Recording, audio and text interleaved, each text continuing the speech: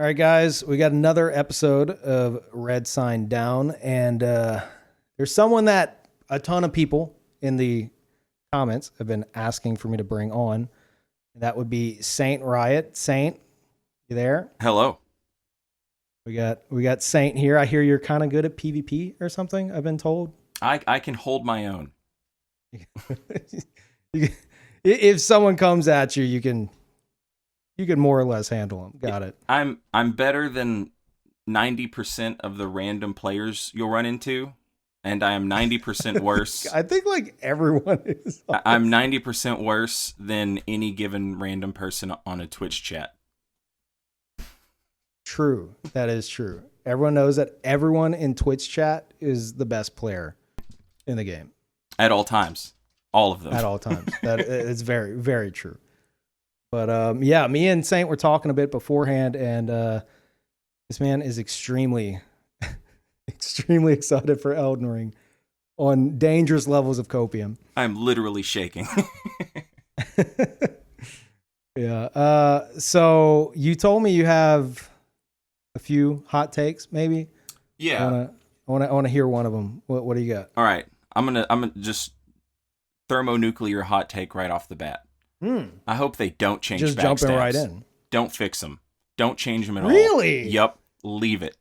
And this is I'm one of those people who like plays Dark Souls remastered PvP to this day, and I'll have people come in chat, typically like a Dark Souls 3 player, and they're like, "This is a backstab fest," and I'm like, "Well, just be better," and it won't be. And then you play Dark Souls 3, and there are even people who will come into that game who never saw Dark Souls 1. And they're like, "Oh, that backstab was total. That was BS." And they don't mean backstab. And I'm like, "Well, let me explain to you why. Let me explain why that happened and how it worked. And you can explain it away like all you want. My point is I'll defend it. I'll defend backstabs until I die." Right. But people are so like caught up in backstabs not work. The PvP community is so caught up in like backstabs not working in the network test that I'm just like, leave it just to piss them off. I thought this was going a completely different direction. No, evolve or it's die. out of spite. Okay. I'm for this. I agree. Oh my god! I thought we were gonna go into like some other like. Well, see, here's why I think the backstabs. It's too central with the meta, and instead it's like, no, fuck them. Yes, I get the urge From Software has like, okay, you've made Dark Souls sequels.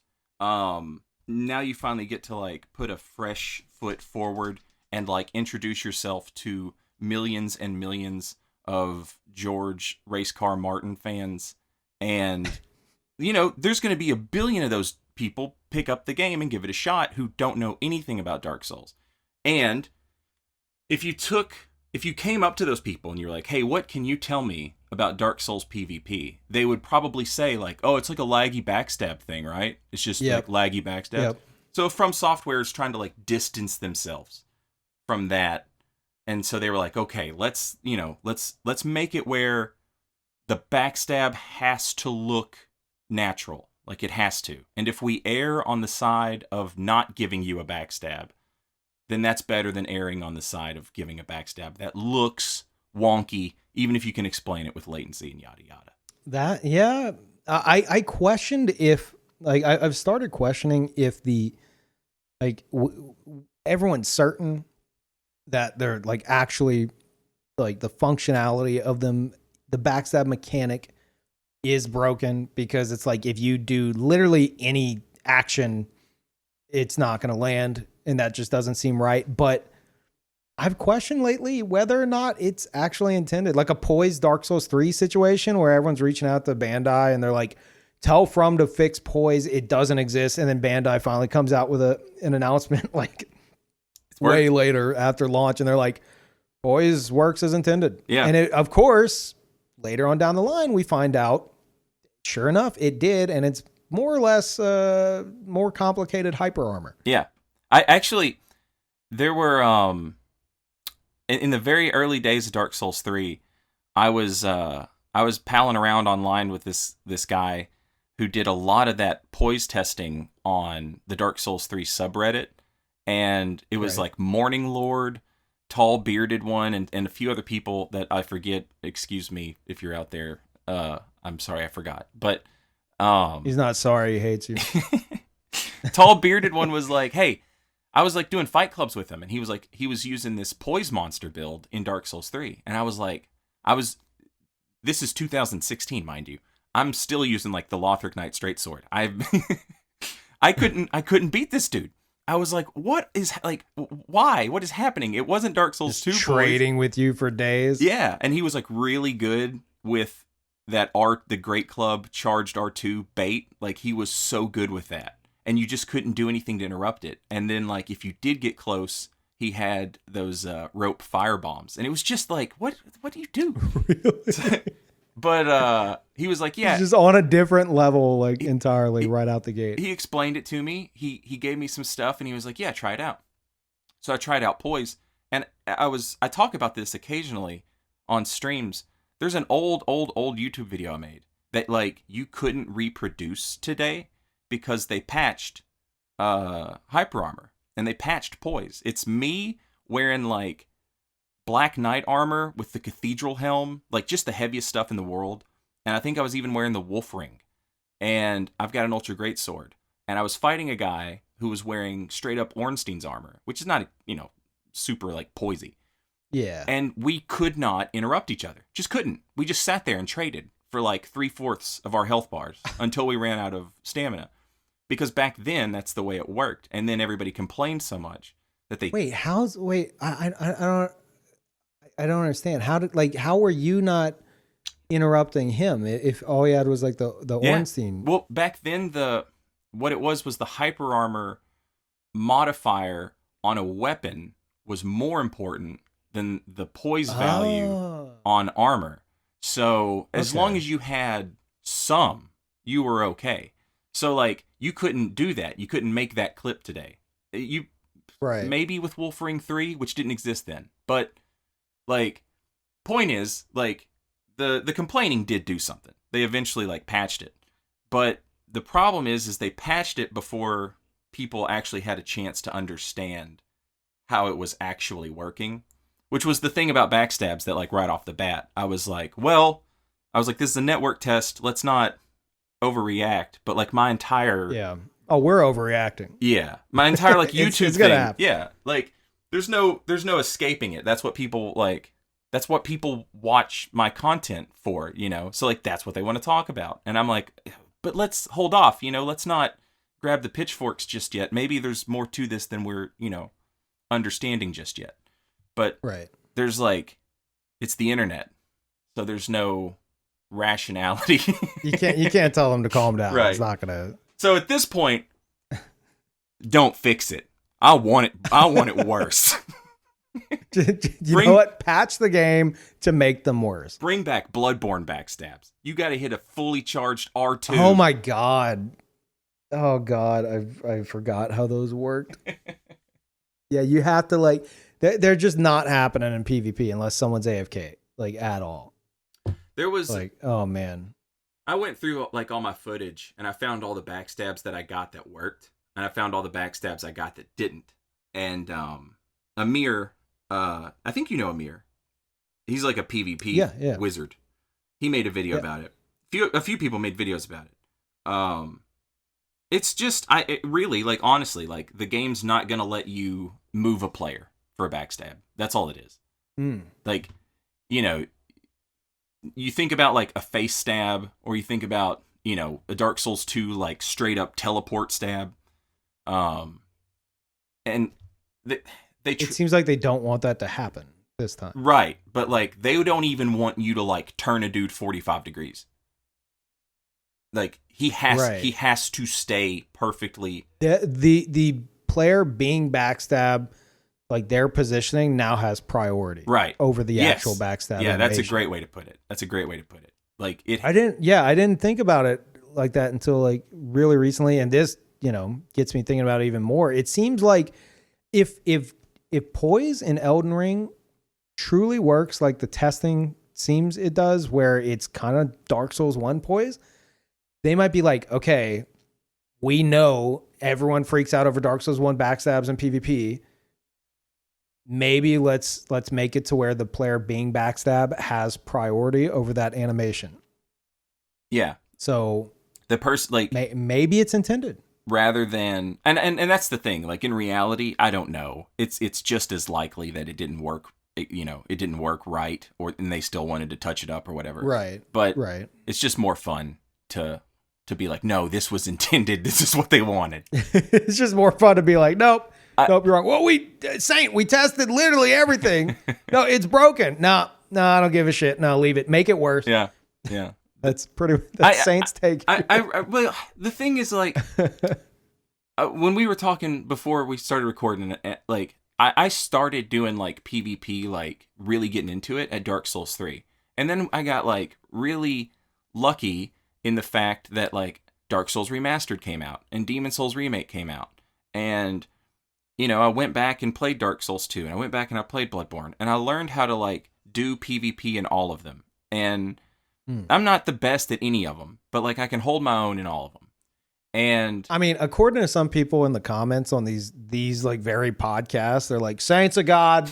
Get Saint on. The reason he's a god. Me and Brandon are complaining about gankers, and they're like, someone was like, oh, Dark Souls 3 ganks weren't that bad. I watched Saint murder the meanest gank squads with like the shittiest builds. It's like he can kill anyone, so therefore it doesn't need any kind of balancing in Elden Ring. And I'm like, it's partly true. Like, the reason I got into PvP was, like, I was watching Oro, Peeve, and Martyrs Brigade videos, like, at work. Oh man, Martyrs, okay. And I was, like, watching these videos, and I was like, man, this looks like so much fun. These dudes are having a blast. I've got to get in on this, And when Dark Souls 3 came out, Oro made a video, and he was like, I hate these invasions. I hate them. And I was like, no, I was going to play with him. Like, this was going to be my chance, And so I sort of became, like, the Dark Souls 3 invasion apologist. You remember Judas? Judas was also into it. Yeah. But, like, I really dug it. Like, the game of, like, cat and mouse and going, it's great. Yeah, going from, like, hunter to hunted and, like, just boom, back and forth. I thought that was cool. But the difference between me and everyone else is, like, Oro is, like, the build toxic as fuck. The build god. Well, okay. Tomato. I thought we were going in a different direction. I was ready for shit talking Brandon for the 30th time. Well, we can do that. We can today. But no, I make it a point to shit talk Ouroboros at least 40 times a day. It's just what I do. But I'm sorry. Continue. He was like build god, Dark Moonblade Falchion, right. Yada yada. Peeve was like the clip god, parry into burrito riposte, that kind of, like, and like you mean parry into swap to all giant dad here into riposte. That one clip that's been on repeat on my Moobot and Twitch for, like, how long's it been? 4 or 5 years. Like, I think actually 6 years. It was actually right before Dark Souls 3 came out. So yeah, like right at 6 years. But yeah, like watch it. Remove that command. When I was no, never. Watching Okay. I'm doing invasions or whatever in Dark Souls 3, and I'm like, I have to find a way to enjoy this. And it's the same thing with Elden Ring. I don't care what the mechanics are. The idea of the invasion mechanic itself is so good that I don't care about. I'll figure out a way to play it. But the thing, like, I was always drawn back to, like, especially you and Oro in the invasion videos, watching how you guys would deal with gankers, ladders, corners, gravity, and, like, in the woods. And so I just sort of applied that to Dark Souls 3. You guys were using it to kill, like, infinite HP hackers and, whatever. I'm just using it because there's, like, 4 guys chasing me, right? So yeah. I'm like, well, the Silver Cat ring, I'm telling you, like, I'm more your side of, like, make a build that's cool, like an interesting character over like make a build, you know? Right. I'm more like that, but like every build is going to have Obscuring Ring, Silver Cat Ring, and the ability to use a Great Bow. And as long as I have those... A great bow, really? Oh, yes. You know how gankers, they love to just sit at the bonfire? They won't move. They won't go fight the enemies. They just hang out. They'll just hang out. Obscuring Ring, Great Bow, 4 headshots to like a Phantom, and like that Phantom has half Estus like me. So now they start thinking like, I should probably do something, right? I'm just going to sit here and get chipped away. And now they start, and as soon as they start moving towards you, it's like, okay, now I just need one of them to make a mistake. And it's a battle of attrition for you. yes, but it's one that like, rather than like nowadays, everybody has like 10 Siegbrows and a Divine Blessing on hand. And, you know, that goes back to like Dark Souls 1, 99 Humanities, 99 Divine Blessing, 99 Mushrooms. Don't remind me about the 99 Mushrooms and 99 Divine Blessings. Yeah. But like, and it's not as bad. The Siegbrows, it's not as bad. But like, right. Before that, in the before times, before everybody had a friend with a mule, in the before times, there was, yeah, you could piss them off enough into making some mistakes. And like listening to you and Scott talk on this last, I was listening to. Oh, you listened to the previous one? Absolutely. Like, I disagree with Scott 50% of the time, but there is no one whose commentary I enjoy more than Scott's. You know what I'm saying? Like, half of everything he says, I'm like, that's not. Come on, Scott. But there were so many people in the comments that were like, Scott's wrong. Scott's wrong on this. Scott's wrong. But I love listening to him. People, dude, I thought so many people were gonna give me shit about the thing about fight clubbers and Pontiff. Like my whole rant. Dude, I can't help myself. Whenever that topic comes up, I always rant about it, and then afterwards, I'm like, oh god, I did it again. I can't believe I ranted about that again. So I was Dojo Crashers ranting forever. About it. I am into it. Absolutely crash their dojos. Like, yeah, I love it. But like, I was like, dude, people are gonna give me so much shit for saying, you know, this take, and everyone was like, no, Peeve's right. People complain constantly to a point to where it's annoying, you know, but ultimately they're the ones in Pontiff. Yeah, like they're having their fight club in the Dark Souls 1 forest, right? Essentially, yes, 100% correct. That is absolutely the correct take. No offense to Scott, by the way. And like, well, no, but like, just go kill but your boss. I was amazed. I thought it was going to go the other way. Literally, just go kill your boss. But then I can't have 15 dudes. Why do you need them? You don't need 15 dudes.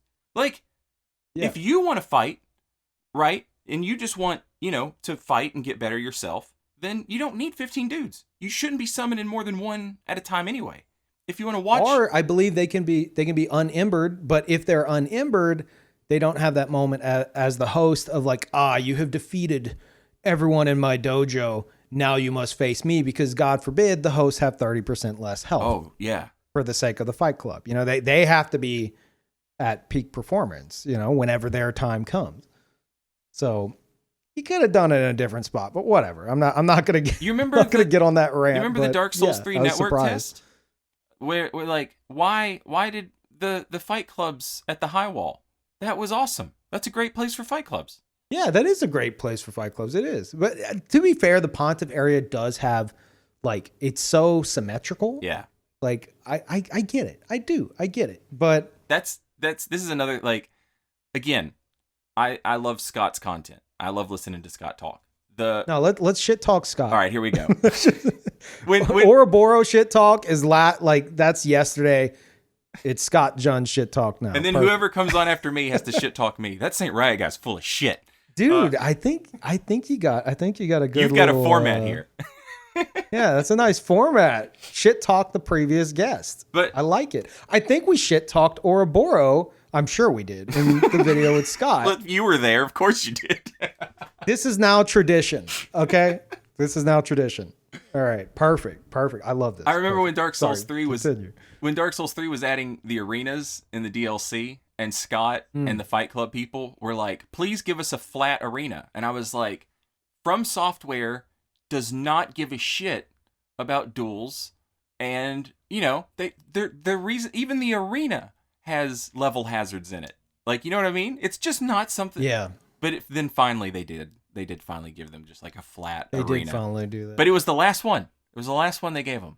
And I really feel like the community played a part in actually getting that arena. I think if it had been left up to FromSoft, they would have just kept giving you like, stairways and collapsed columns and stuff like that. Mountainous region for you to traverse while trying to duel. I mean, that's not a thing, but I wouldn't be surprised. But like, the problem is though, did anyone really? Yes, people use the arena, but like, I think the arena's main problem to where people don't utilize it, like with fight clubs and stuff, and I touched upon this in the previous episode, is there's too much barrier to entry. Yeah, it's simple. You could just load in whatever. You could set a password if you want. That's great. But like everything's got like a time limit, or if you're doing like the dual matchmaking, you get like one fight and then you're going back into a load screen. Like if they could have it to where it's like a fight club atmosphere where there's someone like the host can permanently sit there and bring people in. Yeah. And it's like a special like place, literally just Iron Keep for Bridge. whoever the host deems it. Yeah. Like Iron Keep Bridge was perfect. Yeah. This is something I didn't think about until afterwards. Someone said in the comments, they were like, but Peeve, if you're not a streamer, like you're not going to get any kind of like fight club activity. If you're trying to hold a fight club and you're not streaming, or you're streaming with like not much viewership, you're going to have trouble getting anyone into a fight club that's not in a high active area, like a high activity area like Pontiff. And I'm like, and it wasn't until there where it clicked. It's like we had the Berg, we had Ulysseal Township, and we had the Iron Keep Bridge and all the others. None of those were Covenant areas. Yeah. Like, so like the whole like Pontiff, like we had to be there because it's a Covenant area and it's high activity makes no sense. There were set fight club zones in the previous games that had a lot of like, you go there even today. I'm sure you go to the Iron Keep Bridge and you look for some signs. They're going to be all over the place. Oh, guaranteed. You could like turn on Dark Souls 2 right now and go to the Iron Keep Bridge, and maybe like 5 minutes before you see a sign, if that. I have never gone there, and I've done a couple like Dark Souls 2 playthroughs like semi recently. There is always a dragon sign on that bridge. Yeah, they're there. It's so weird though that like how did the Iron Keep Bridge become the PvP zone?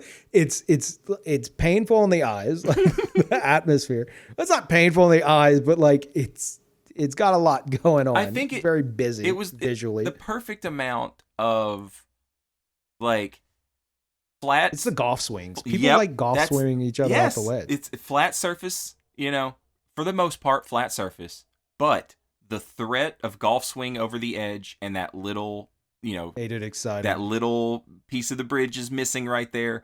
There was like just enough. It's a really sweet spot, like it hits everything. You got a big flat surface arena, but then there's like just the threat of, mind your footing and don't get golf swunged. Don't get golf swinged. Close enough. Yeah. It's just a great place. But the Pontiff thing, like, I mean, I get it because that's where, but like that's the co-op people that they put their signs down. Like, why are the duelists? It was flat, it was nice, but like Profaned Capital's flat and nice with a place to stand up top and look. High Wall, right. Place to stand up top and look. Smoldering Lake. Yeah, Profane Capital would be great. Yeah, I think there's the Smoldering Lake. Summon people at the top of the ladder, and then the Reds will just go down, and you could just watch from above. The Smoldering Lake where you fight Horus. Under the catacombs. I've seen fight clubs there. We used to do them there all the time. I've seen some there. I have no idea why. I don't know what it like. Once it starts, I understand. That's a long run from a bonfire, though, isn't it? It's not. If your ballista's off, it's not too far. If your ballista, we're talking like, well, yeah, that too. But we're talking like Pontiff. Like you walk out the door, boom, you're there. That's true. Yeah, Profane Capital though. I don't think there's much excuse. Nope. You could just go there. Or even like we said, the first one. It reminds me of the Berg. Yeah. Honestly, the very first bonfire. The But the bonfire is kind of in the way, so there's that. The Ulasil thing. It's kind of interesting that the Ringed City didn't get that Ulasil treatment where it turns into like, you know, the PvP spot. Yeah. It's even like, you know, the Ring City PvP, or the Ring City DLC. You start it, you beat the first boss, Artorias / the demons, and then you have like a place to do some PvP right after that. You've got that bonfire in the Ring City. That had the arena right there. I wonder if that, like back in the day, that's true. People were trying to make use of the arena, and they're just like, you know what, the arena's kind of janky. I'm just going to put my sign out right here and see what happens. That's a good point. And maybe that's how that happened. Yeah. That makes, I mean, sure, I'd buy that. That's good. Yeah. I like that. Yeah, let's go with that. That's good. I think that works. But yeah, back on the topic of Elden Ring though, like what you know what? This is one of my favorite things to ask. What's going to be do you know what you're going for with like a first build? Do you have anything in mind? You'd mentioned some stuff to me like beforehand. I don't know if that's like what you're definitely going for. My first build is always sword and shield. It's an easy classic sword and board. Yeah, it's great for the fantasy setting, and I really like how aggressive you can play with the shield. A lot of times you see a player, like in PvP, you see a player with a shield and you think like, oh, they're going to be kind of passive. But like, I like those players who have a shield and they're in your face. And like, I like that playstyle where it's like, okay, I have this barrier between me and a mistake. It's my shield. If I can get this shield up before you can punish the mistake, I'm fine. And like being able to play like hyper aggressive. I love that. But playing the network test, I was like, you know what? I like that armor on the Enchanted Knight. I'm going to start off as that. And I played around with the spells, and I was like, oh my god, this is so much fun. That Carrion Piercer spell, I was like, this is great. The Glintstone Arc, the little... And I had a sword. I had a long sword in my offhand. And in the network test, those spells did like crazy damage compared to the longsword. Like most of the weapons didn't do hardly any damage except for like the lance.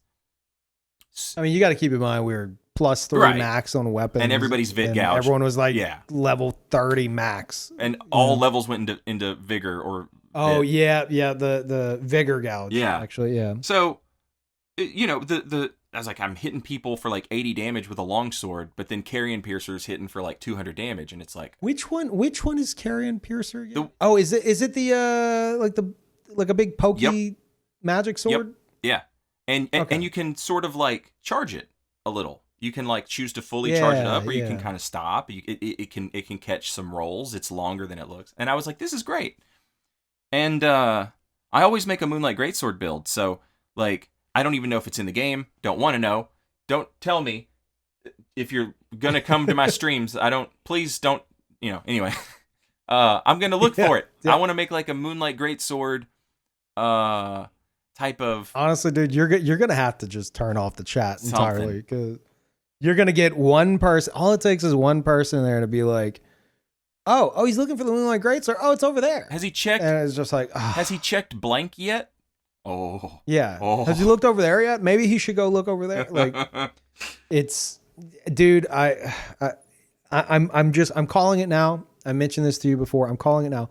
Elden Ring will absolutely be the most backseated game in history. Like, it is going to be absolutely rampant.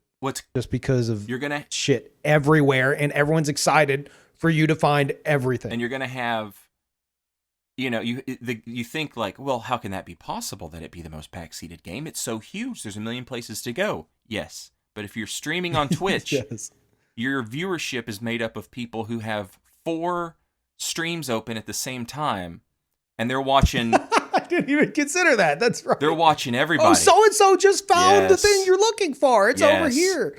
I did not even think about that. Dude, yes, people do that. They definitely do that. And I mean, if I wasn't streaming, I would be doing that as well. That sounds like a fucking blast. Just have like your 4 or more even favorite streamers just all up at once and just watching them all go through Elden Ring and just be like, oh, dude, oh, so-and-so struggling here. He's on the other side of the map. He's doing this. It can be an absolute... I played Breath of the Wild recently. First time. And... Really? Yeah. And I got lucky, and another streamer I watched happened to be playing it at the same time. You had actually just started your second playthrough of it. And so I'm playing it, and I'm at a point where I know I'm ahead of people. And so I'm like, okay, I want to watch their stream. And they go into a dungeon I just did, and they solve it a completely different way. And I was like, that's how you know this is a great game. Like, you can walk into this dungeon, and you can solve it several different ways. There's no right answer, just as long as, you get to the end. Like, that's it. Yeah. And one of the things I noticed playing the Elden Ring network test is, this is, again, just network test. I don't know if this is how they intend for the finished product to be. But the game is easier. And it's easier because there's no wrong way to approach 90% of the stuff. You think about something like when I do a challenge run of Dark Souls 3, and I get to Osiris, and I don't have a shield, and I can't block his 0-frame startup insta smash, I'm like, it's so obvious that this is a weakness in the game, that you just really need a shield for this. And Elden Ring. I'm gonna stop you right there, Saint, and say I've never relied on a shield for him, and I've done fights with him without getting hit, but that's just me. I'm built. You're different, built different, Peeve. Continue. I am built different. It's like what we were talking about with people being like, oh no, don't worry about gank squads. They're not OP in Dark Souls 3. Saint doesn't need any nerf to them. Yeah, same thing, but Osiris. I got Osiris. All right, continue. Well, it's one of those the Maria fight in Bloodborne. I love that fight. It's great. And then you try it at level 4, and you're like, what a piece of shit this fight is. Who programmed this janky garbage? I hate it. It's like that with Osiris. It's but I'm playing the Elden Ring network test, and I'm like, there was a guy in my chat. I was playing I won't spoil it. I was playing the network test, the final boss guy. And I was like, I was like, can you do this? Can you do this? Can you do this? And the answer to everything was yes. And so I just kept losing. And this guy was like, what? You suck, man. It's you have no appreciation for what they've done to this boss. One, the boss was done really well. He's great, but they'll let you approach it from every style. Oh yeah, do you want? Yeah, there's so many different things you can utilize in Elden Ring. It's crazy. A lot of the mini bosses are kind of pushovers because there's no wrong way to go about them. And so I was a little. I personally if I want the game to be hard, I'll just play it without leveling up or whatever. You know what I mean? I'm not hung up on this. Prepare to die. Get good. Am I right? Yeah. For anyone in that mentality, all I have to say is if you want something truly difficult and you're looking for it in Soulsborne games, that's the wrong place. Go play I Want to Be the Bashi. Go do that. Go try that. That's just up my gamer sleeve for the rest of my life. Oh my god. It's dude, you suck at Elden Ring. It's oh, well, I Want to Be the Bashi. I'd like to see you try the Cheetah Men, sir. You go try the Cheetah Men. Go fight Cheetah Men. For 100 hours. See how that goes. I replayed Hollow Knight recently, and I was doing the Path of Pain, and I was like, this is a Bashi-like. A Bashi-like, oh my god. But yeah, I'm also not that concerned with Elden Ring, difficulty. It's just as long as the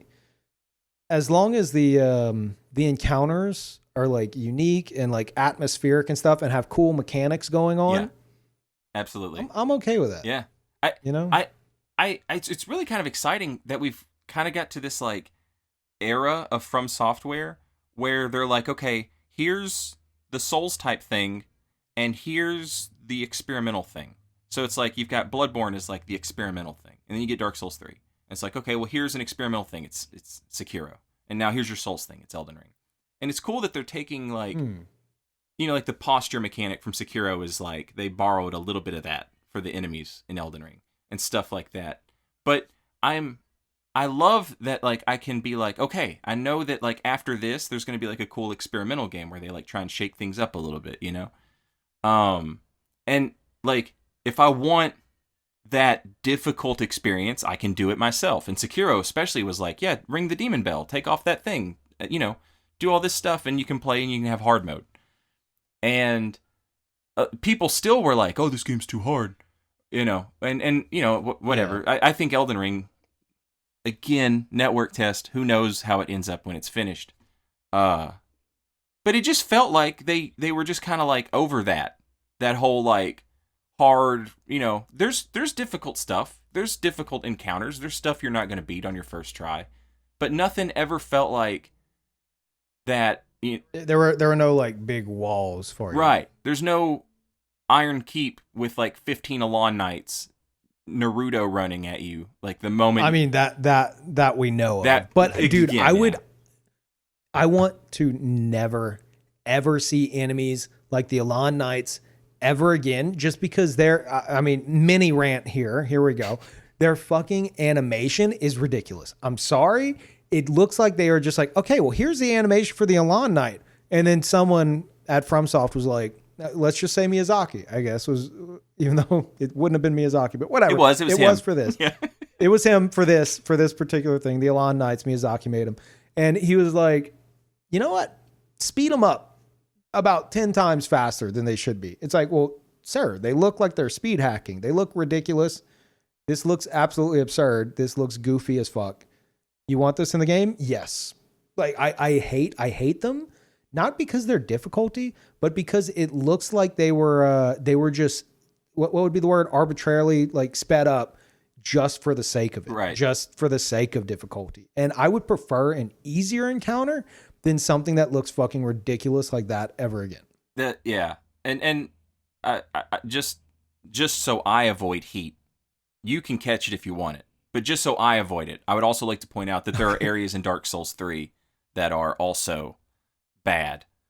I'm not just hating on Dark Souls 2. But okay. Yeah, no, people are going to be like, oh, Peeve on the Dark Souls 2 hate bandwagon. Actually, before we started the podcast, Peeve said that he hated Dark Souls 2 and that everyone that liked it was dumb and bad for it. So that is true. I did those exact words.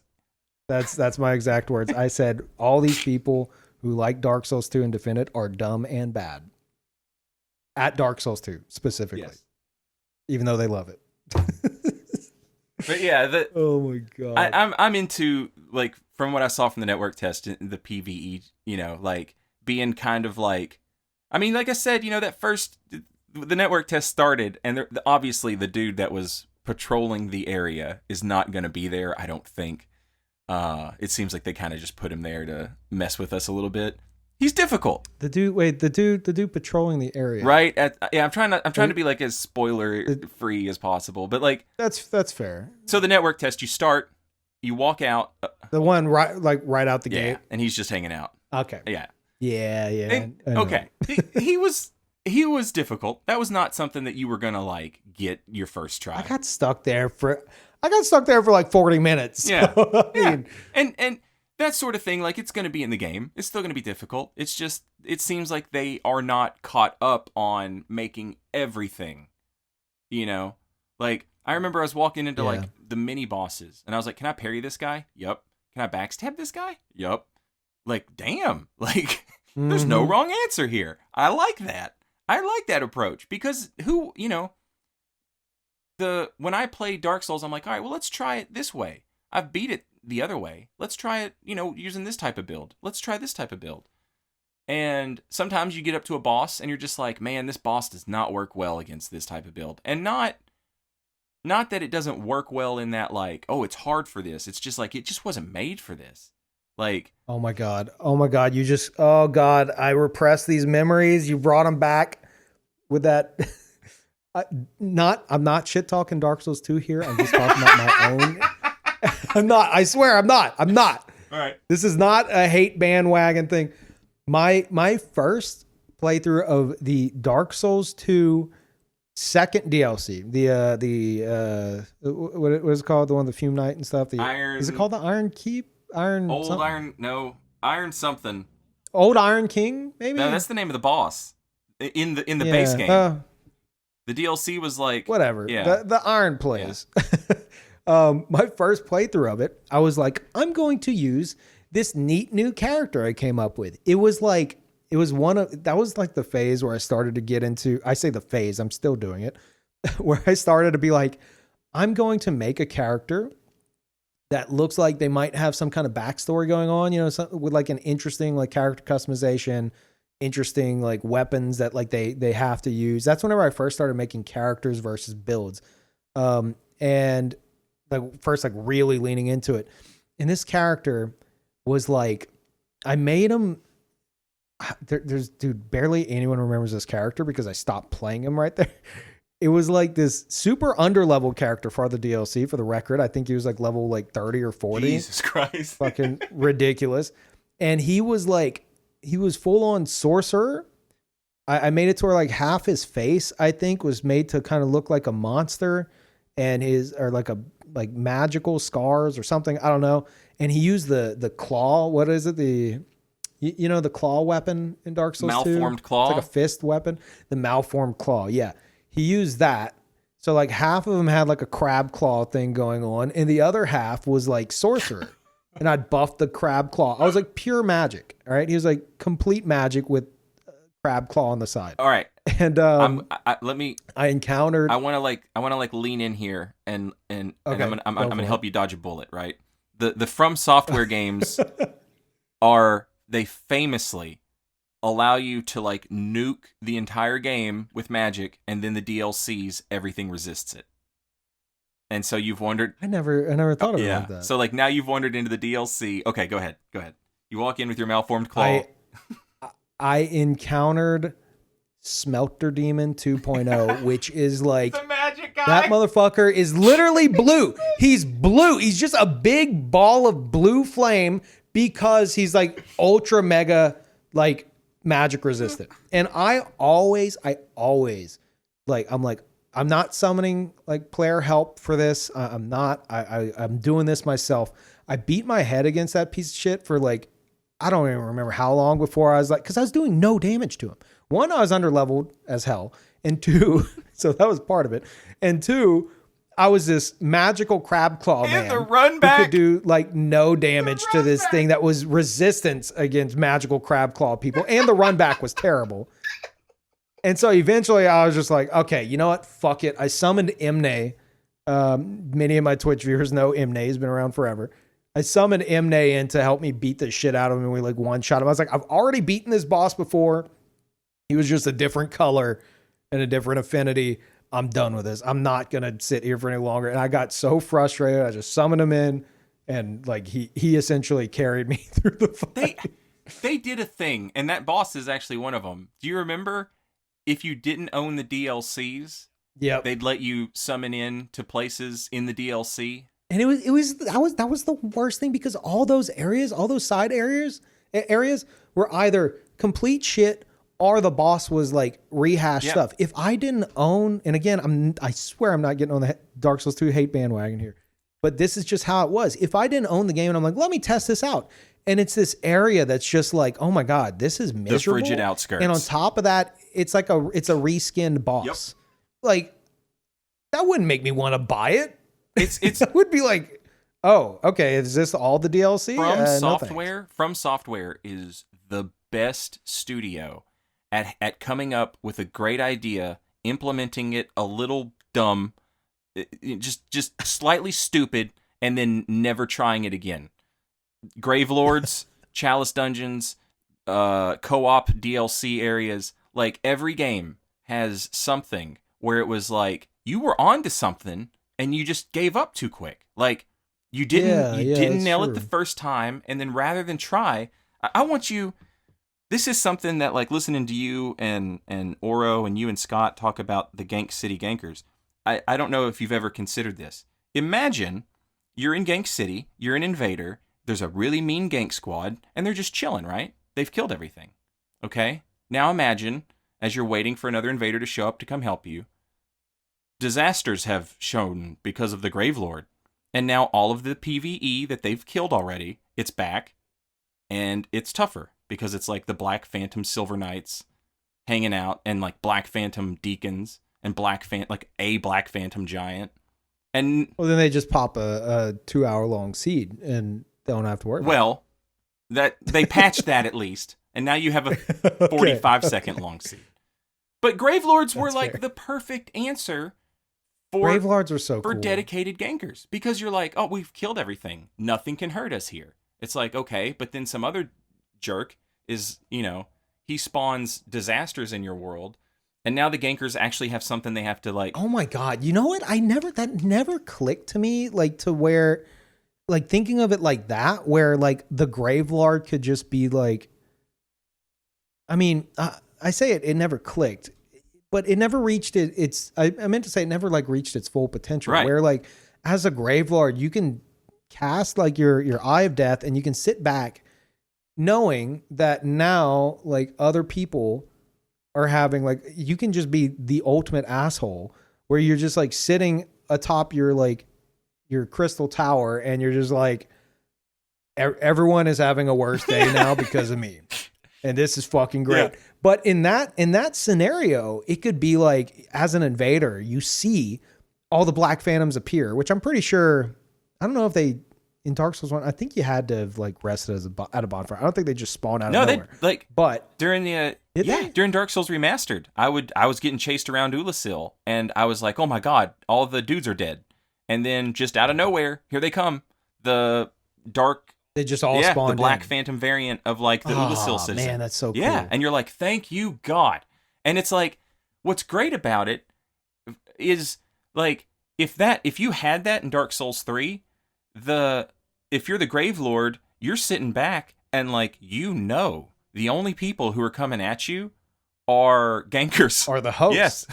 Yeah, dude, that's true. That's true. No invader's gonna. I mean, to be fair, in Dark Souls 1, Gravelords, like I'm pretty sure in Dark Souls 1, like the Gravelord Covenant, I don't know if this is just remaster or the original. I think original as well. It didn't work on New Game. No. Like it only affects happened New Game to like Plus. people on New Game Plus. Yeah. And that's so fucking Exactly. sad. But they kind of just became like, I want to have an impromptu fight club.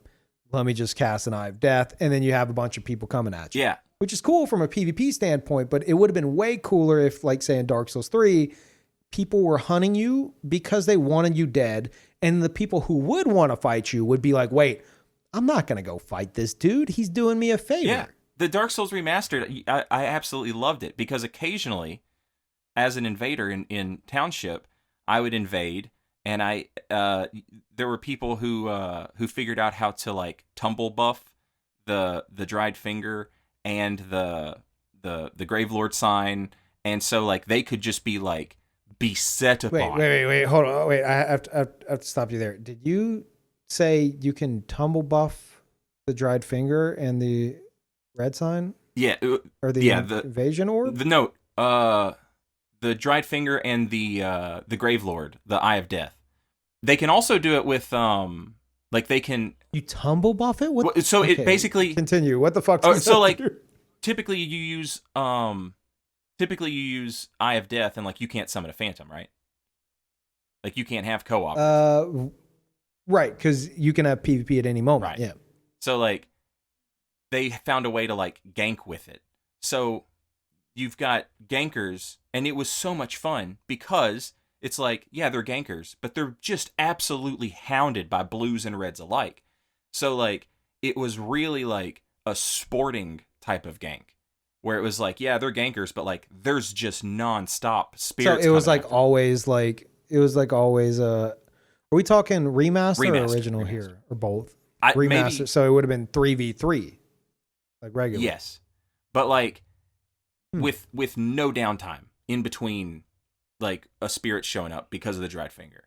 So they have two summons, but they're having to constantly fight. And it's like a constant wave. That's cool. And it sort of if I'm not mistaken, it sort of has the Elden Ring rules too, where if you happen to kill a phantom, you've opened up a multiplayer slot that can move over to another invader. So like as you start whittling away at the gank squad, like it's so rapid they might lose that. Yeah, because they would have had to, I guess, use the dried finger to be able to summon 3, and then And then if one of them dies, good luck. You're not going to get your friend back because it's already been filled by an invader. And it was that was like, and if 2 die, then you're as a host, you're fucked. Yeah. And it was like, it was a really, it's kind of cool. It was like, it was an awesome sort of, did From Software even like think about that sort of interaction? I would like to think that they did, but like you had that, but then you also had like just a regular old Gravelord, and he's dried fingered, and so like you have 3 blues show up and 2 reds, and like where's the fun in just beating the hell out of this poor Gravelord? Like, so it would turn into like red versus blues, and then it just kind of evolves into like a free for all, and so you have this one world that you keep invading, where like you got your gank squad, and then you have this other world you invade, and you have this free for all fun guy, Gravelord running around, and it was such a cool like. I love dynamic. Yes, like I love the dynamic of like not knowing what you're gonna get every time when you invade, and like we're to the point in Dark Souls 3 where it's like, or like when you were doing Dark Souls 1 Wex Dust, you knew you were gonna get either like a Dark Souls 1 lifer who hasn't put this game down, or you're gonna get Kevin Newberson, who is walking around with the gargoyle helmet and an unupgraded Drake sword and 10 vitality. I don't think that was like prior. That was me preparing for Wex Dust. Yeah, where I was on like a level 50 to 60 build, and I was like, all right, here we go. It's either gonna be just like a coin flip, a god stream sniper or someone who didn't upgrade vitality at all. Right. What's it gonna be? And it was like 50-50 every time. There's no in between. Dark Souls 3 is at that same point where like you very rarely get what I call like honest gankers, where it's like they'll gank you, but they're just honestly playing through the game. They're trying to make progress. Yeah.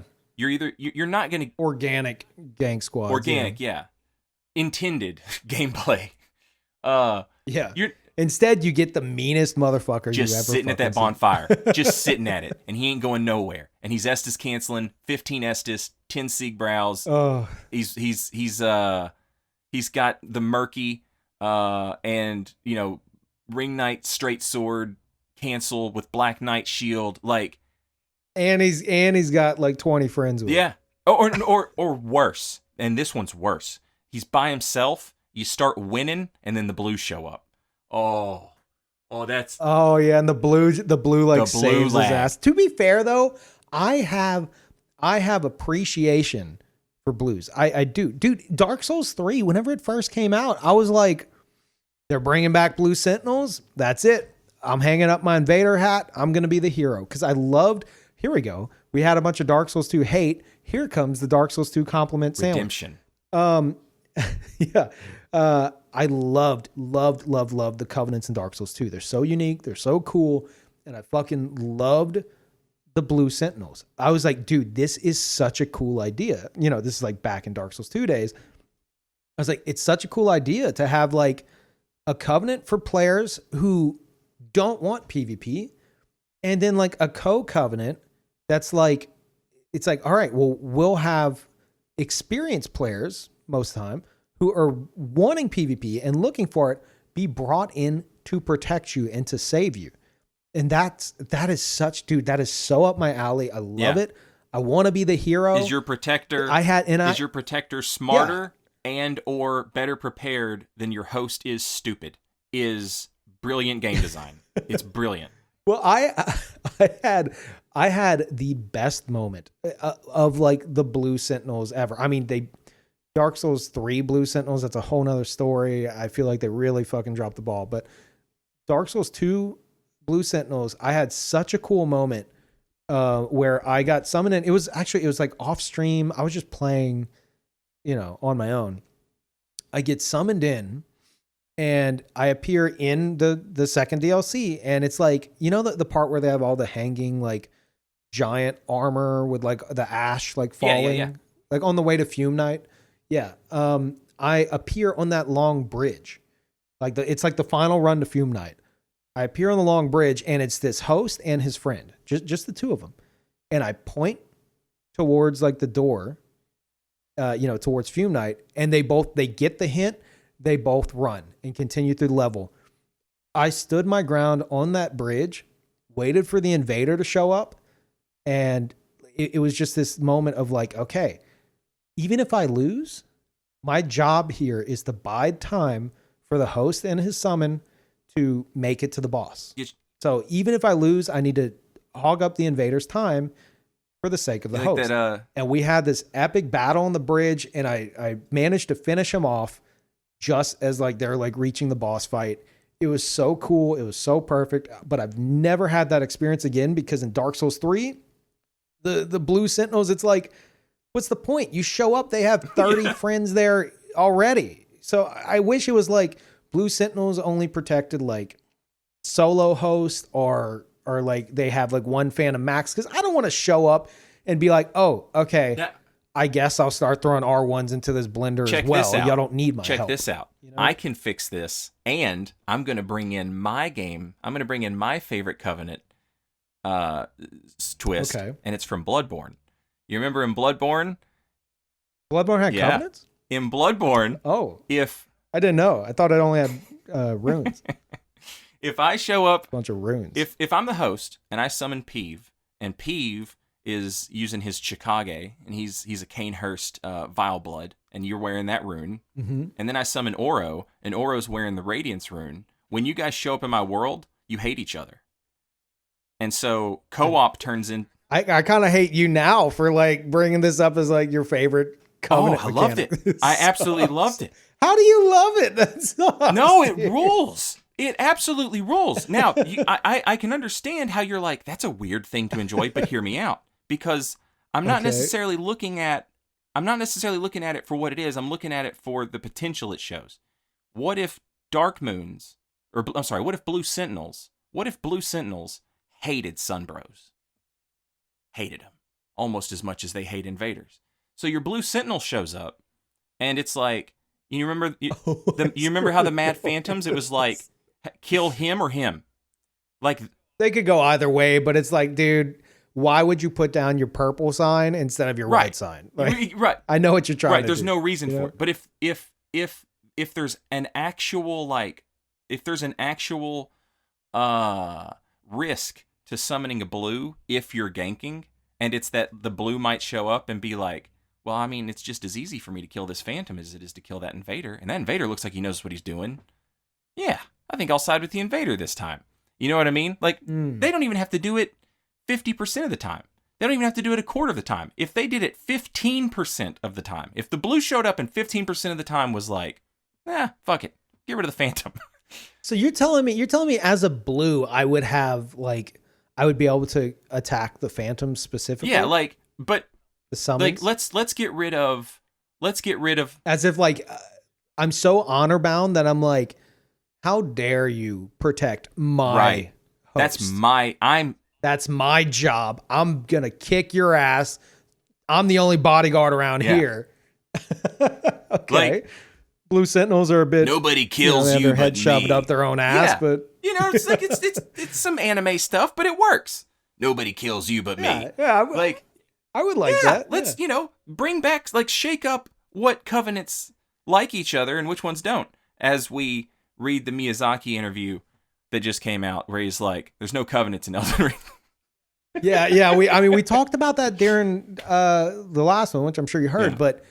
I think someone said that they are in. I've heard mixed shit. I've heard that got debunked or something. It's up to interpretation. Translation error. It's up to interpretation. Miyazaki says that there's no covenants tied to online multiplayer. I take that to mean I don't have to do Kaith's quest or Leonard's quest to get a red eye orb. But there can still be covenants that can still give us the bloody finger reward, like you were talking about. Yeah, you can still have these systems. Like, that's how I see it, where it's and we discussed this last time, where like you can have it where there's no technical covenants, but instead you have the systems in place with the item rewards and stuff, and it's something that like you can take part in, just more organically. Like they one of the big things they talked about with Elden Ring was they want to break down the barriers to entry for like multiplayer and playing with friends and stuff like that. So maybe they're like, okay, let's just like try to like interweave like the covenant system with the actual game, as opposed to having them being, I mean, they are, they got all the lore behind them and stuff, but they are kind of like their own little system off in a corner. That act as a barrier. I think they want a more organic flow, so it's less like, oh, here's a covenant. It's something you might be like, oh, well, this kind of has a covenant element to it, but it's not technically it can still reward me. It's just now I don't have to like pay a fee to get in. So it's like, I want to be an invader in Dark Souls 1. Well, I hope you're ready to fight the 4 kings early, because if you're not, it's not happening. Like, so we can get rid of that. Yeah. We don't have to have that. I can just be an invader. You can just be a blue sentinel. But like, we don't have to, I don't have to mess with the 4 kings or Leonard. You don't have to mess with Gwendolyn or Cirrus of the Sunless Realms or whatever. We don't have to do these quests to play online. I'm all for that. But you can still let us join covenants and be like, oh, you brought me a humanity, whatever, furlong finger. I'll give you this in exchange. You can have a phantom bloody finger or a divine blessing. If you bring me 10 souls of a host, I'll give you a divine blessing or something like that. I'm super into that. But like, but let's get rid of the you have to fight the 4 kings at level 30 with a +4 weapon if you want to be an invader. Like, please don't make me. I don't want to do that. and like so many people, you're not gonna fucking find the red eye orb in Dark Souls 1 without looking it up. There's hell no chance, dude. You're not gonna rush 4 kings on a whim, kill what's his name, Ingward, and then go having already killed Sif with the master key to get there early. Yep. And then you go and jump into the pit. No. Yeah. I just happened to spend 20,000 souls on the crest of Artorias. Stick around after getting your ass beat. Yeah. Yeah.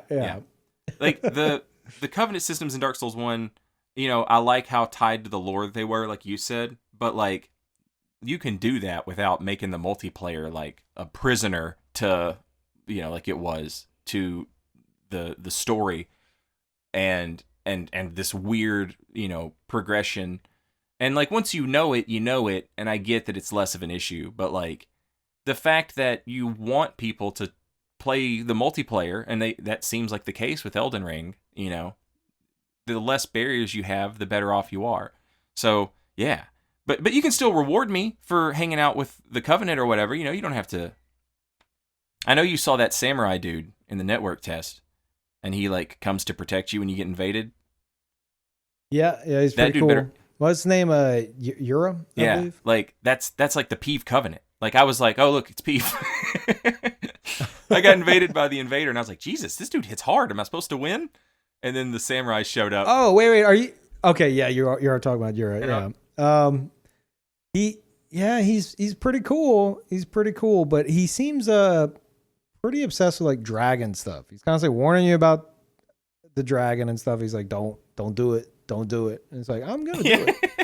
So I don't know. I don't know if he's part of a samurai covenant. He might be. There might be something else going on. Yeah. I mean, he was just dressed like a samurai. I like his hat. I do like his little, he's got like the little, I don't know what you call that. The basket hat.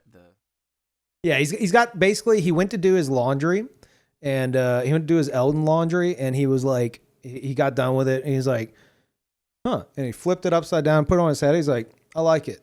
And that's it. I think this is my thing now.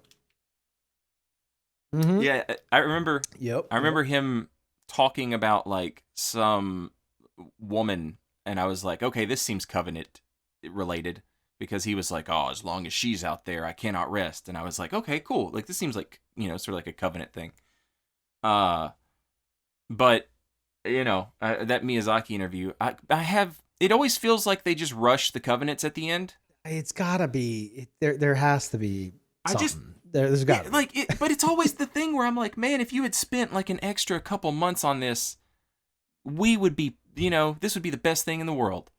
But, Yeah, are you still? It sounds like, even though you say you like the Bloodborne system, I feel like maybe you're still upset about it. Oh no, yeah. Look, because that is what you just said.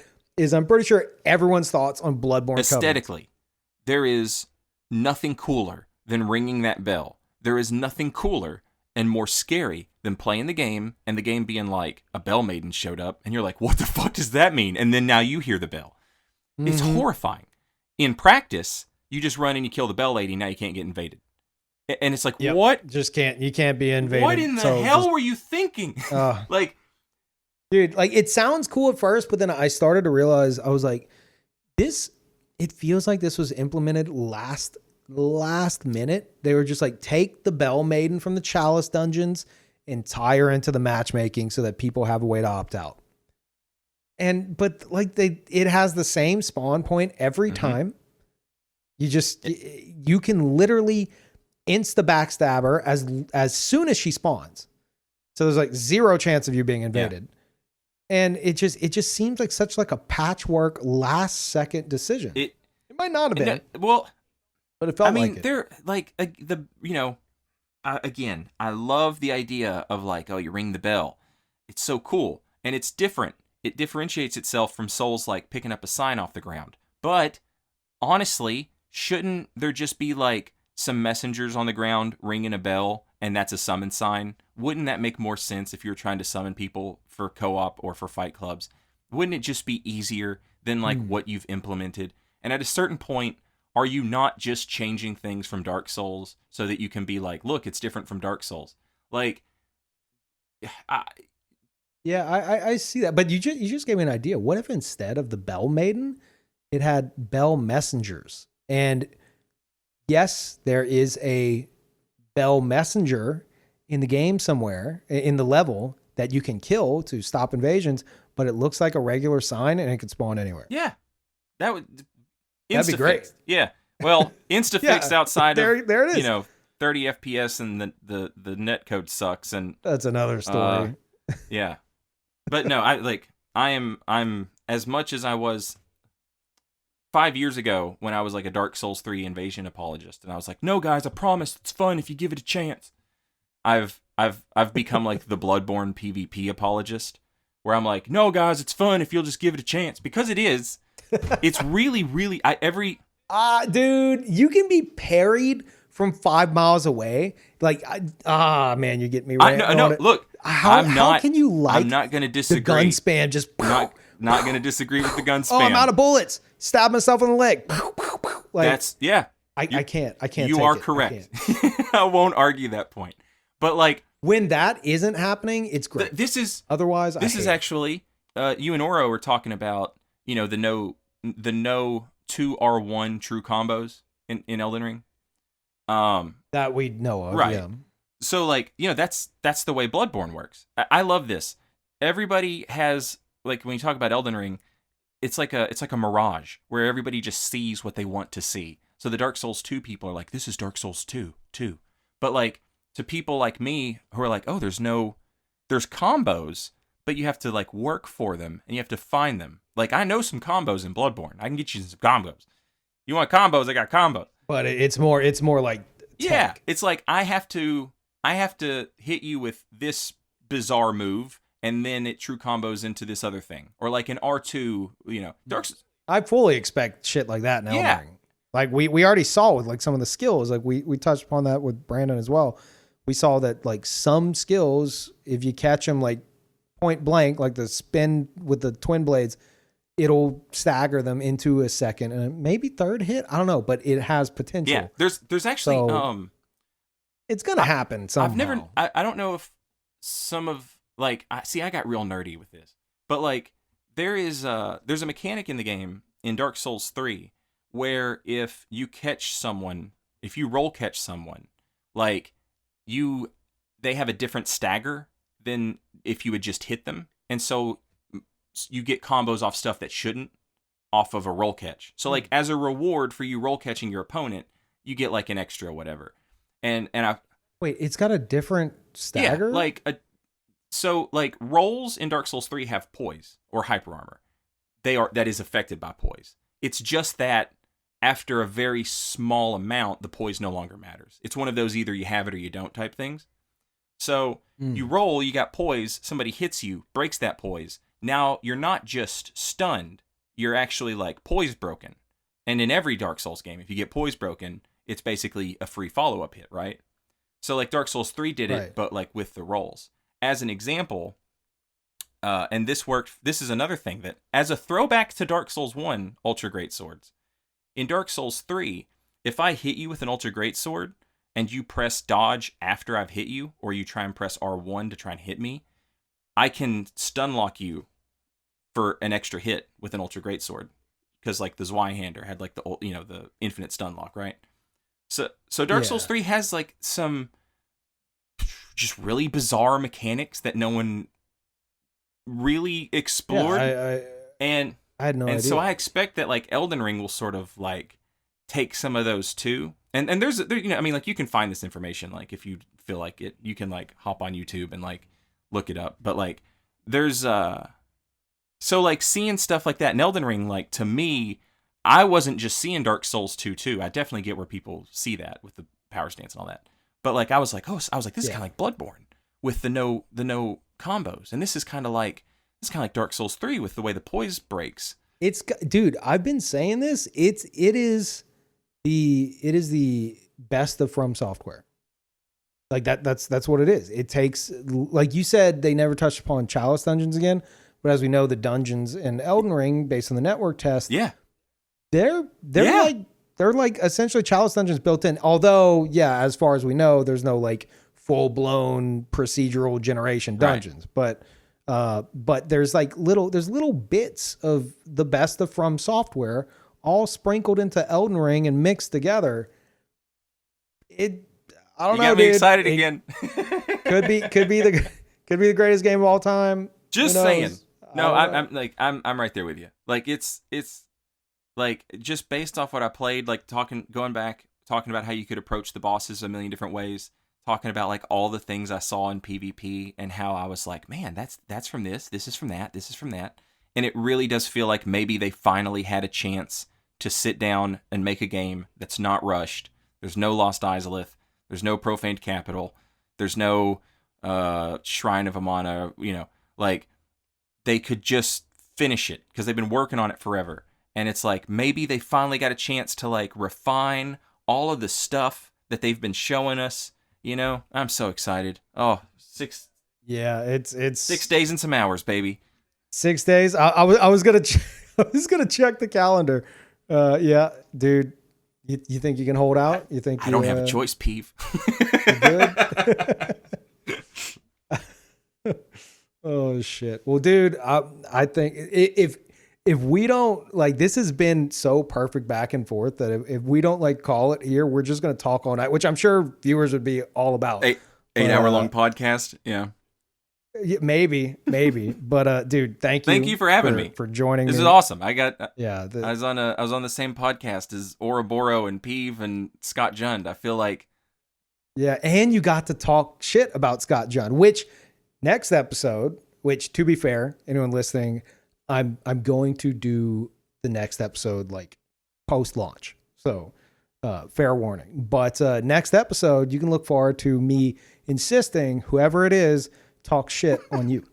If they don't, it's tradition. If they don't talk shit about me, I'm gonna start Twitter beef with them. There you go. Until they do one way or another. They don't have a choice. Oh, perfect.